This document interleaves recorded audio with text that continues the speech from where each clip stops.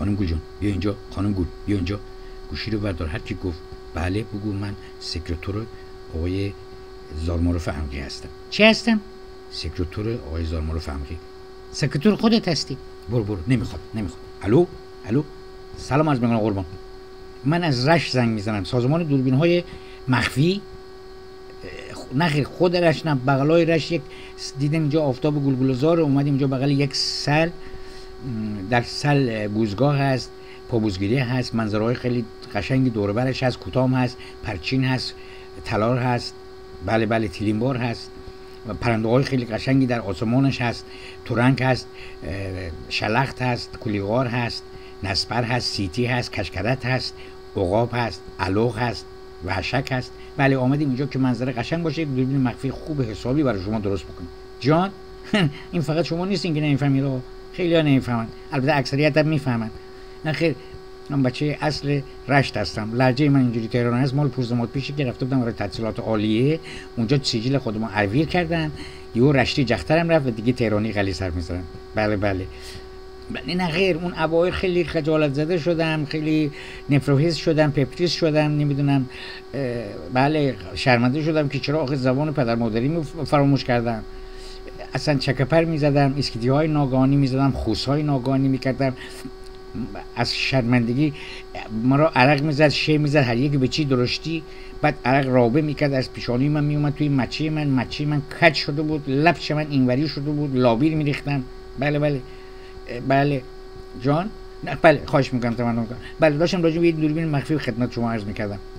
حضور شما هست که ما آمدیم اینجا یک برای اینکه این دوربین مخفی باشه یک پشه‌بند زدیم سر تالار، این دوربین رو با یه نخ اون وسط جلسه کردیم، آمدیم بیرون، از بیرون تماشا کردیم، دیدیم این که معلومه، رفتیم تو اینو در آبچین‌های رنگی واپیختیم، حسابی اینو واپیختیم، باز جلسه کردیم، آمدیم بیرون دیدیم این هانده معلومه، گفتیم چی بکنیم چی نکنیم، ملافت، دوشوک، بالش، متکا، گمج، نخون، نمیدانم مشرفه، سلنگه، حضور شما عرض شود که جرقده، نیمتنه، هر چی داشتیم نداشتیم ریختیم روش. جان نخیر دیگه شما هم که راجع به تهرانی لهجه بنده دارین صحبت. بله نخیر، اون دیگه اون مسئله شرمندگی چند ماه پیش رفته بودم رشت برای دیدن کشتی محلی. جان نخیر، وزارت جنگ من دوست ندارم، نرفتم. البته زیرابی اونجا درست میکنم، ما نرفتیم. نخیر بله رفته بودم اونجا، رفتم دوشنبه بازار، سه‌شنبه بازار، چهارشنبه بازار، پنجشنبه بازار، جمعه بازار، همه بازارها رفتم و خودم در سر با چشم خود دیدم در کوچه میدان سر یک بچه‌ای به مادرش تهرانی خیلی قشنگ میگفت بابا آبجی من جلیس خوردم افتادم تو خاندق، پر پای من چول شد، خیس چرنده شدم. مادرش هم خیلی زبردستانه تهرانی بهش جواب داد که مردش خانه تر من ببرم، خاکتی سر بکنم. این خندق بود دیگه، روخان که نبود، واز می‌کردیم و دیدم اینا هم که تهرانی غلی سر میزنن، فقط هی نفر من نیستم که تهرانی غلی سر میزنم. دگر زدم این ورو نگاه کردم دیگه که بازارمچ بالاکا گذاشته داره اونجا مرغانه های مختلفه، اردکی مرغانه، شلق مرغانه، نخیر خوک مرغانه، نخیر بله دیدم این داره میفروشه. یک تهرانی اومد اونجا گفت آقا اینا که شکسته است. این فوری اینم زبردستانه بهش جواب داد انه که دیدین مرغانه است، کس به کس کن است اشکست، هزا هرچی است هنست، خیلی وردار خیلی نردار. جان من حاشیه نمیرم که آقا جنابالی داری حاشیه میری. شما از من سوال کردیم، من مثل آدم دارم بهت جواب میدم. اگه نمیتونی مثل آدم حرف ما رو گوش کنی، یه راهی برای خودت پیدا کن، به من فشار نیار. بله بگذاریم. داشتیم راجع با دوربین مخفی خدمت شما عرض میکردم. بله ما این دوربین مخفی رو به طور کامل حسابی اینو جگا دادیم جوری که دیگه هیچ معلوم نیست، اصلا قشنگ مخفیش کرد. بله نه دیگه آقا گفتم که دیگر اون تهرانی گپ زدن من دیگه اون خجالتی ها از بین رفت دیگه. من اصلا راحت شدم، دیدم خب فقط 8 نفر من نیستم که تهرانی غلی سر میزنم، الحمدلله همه دارن تهرانی غلی سر میزنن. اینه که دیگر خجالت زدگی من خوب شد. نخیر بله آقا جان برادر من، شما با من حرفای رکیک نزن، خواهش میکنم خیلی درست با من صحبت کن. من زکام کردم، شما خوسای ما رو نمیبینیم، خیر صدای منو. این برای مریضی است که مریض شدم. بله نخیر من خیلی اختیار داری، این خانم‌ها آقایون همه شاهد است که من دارم جنتلمانانه با شما صحبت میکنم. شما سوال میکنیم و جواب میدم. داشتم به دوربین مخفی صحبت میکردم. بله ما این حسابی اینجا قایم کردیم، دوری که اصلا دیگه تصویر نداریم، جوری ما این قایمش کردیم جگا دادیم که دیگه تصویر نداریم. خودت ملاحظه میکنیم فقط صدا داریم. میخواستم ببینم اگه من اینو ارسال بکنم اونجا چون از این بهتر دیگه فکر نمی کنم کسی در دنیا بتونه دوربین مخفی درست کنه، اینا همچین مخفی بکنه. ما چیزی برنده میشیم، پول برای گیریم ما میاد، اینو ما ارسال بکنیم برنده میشیم جان.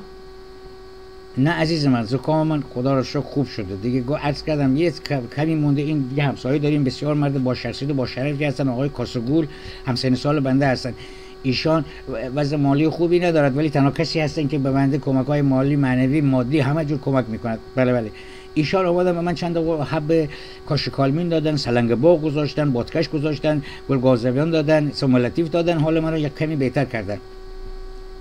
میبینین که چه صدای خود شما خیر میکنه. من تلفنم از این تلفن‌های در جک کوچولو دانه است که یکی از رفیقای من برای من قصی رفته خریده اونجا جا با شما ارتباطی نداره، چند دقیقه از عقب افتاده اون میده. بله نه خیر، بالا من اصلا خیلی هم بهتره. این شما هستی که صدات خیر میکنه، بوق میزنه، اصلا من های دهن شما رو میفهمم، بوش میاد.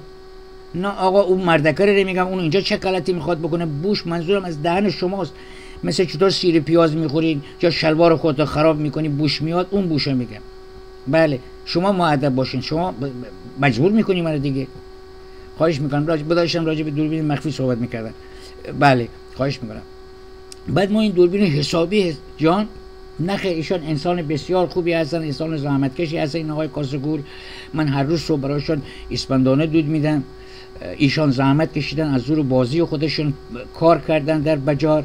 حالا که سن من شدن هم صبحانه میخورن، هم قلیه نهار میخورن، هم نهار میخورن، هم عصرانی میخورن، هم شب. زواله ها هم یا سر تلار میرن یا کوتاه میرن با اپ یا پلاخور خودشون اونجا گپ میزنن و چرت میزنن. نه خیر آقا، بنده باید این آرزوها رو همه رو به گور ببریم. من و شما مثل شما مفخوری کردیم و نمیدونم حقوق بازی و کلک و آرتیست بازی، حالا باید ما تاوانش رو بدیم.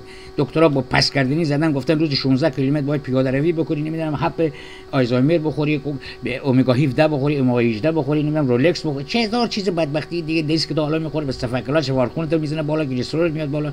سرد پلومای اشبل آقا من خوابشم ندیدم. ای بابا نه خیر، خدا رو شکر، خدا کاسگول ما رو نگه داره. ایشان هم رشته خوشکار میخوره، با میوه میخوره، هم شوری مثل اجدم میخوره، هم با مزه میخوره. ما نخیر، ما ابچ و سس این شده غذای ما.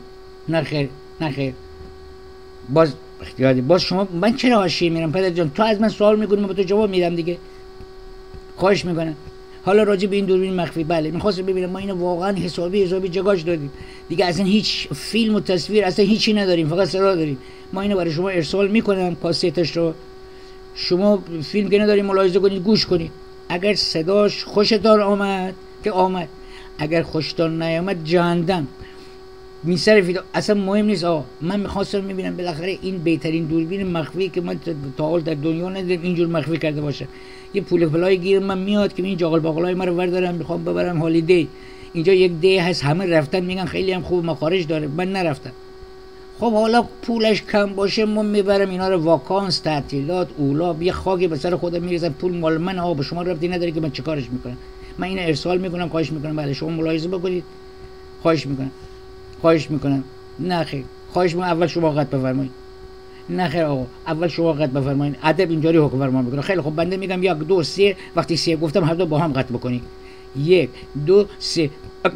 آخه مرد دیوانه کده، مرد که شور اصلا اندازه یک طویل خر بود. اینو در یک سالن 30 درصی ول میکردی باز دومش بیرون میموند. بعد به من میگه که تو حاشیه میری. من کجا حاشیه میرم؟ این دخترم که مال این کارتای تلفن هی دقیقه اومد تو گفت 100 دقیقه بیشتر وقت نداری. اگر نه من ترتیبش رو میدادم با تیم. خیلی خوب دیگه خانم‌های آقایان عزیز، سرتون درد آوردم، شما رو به خدا میسپارم. سنگ سفال اوشن سر خاک کربلا امی سر، خدا حافظ شما تا تلفن بعدی روز دیگر. قربان همه.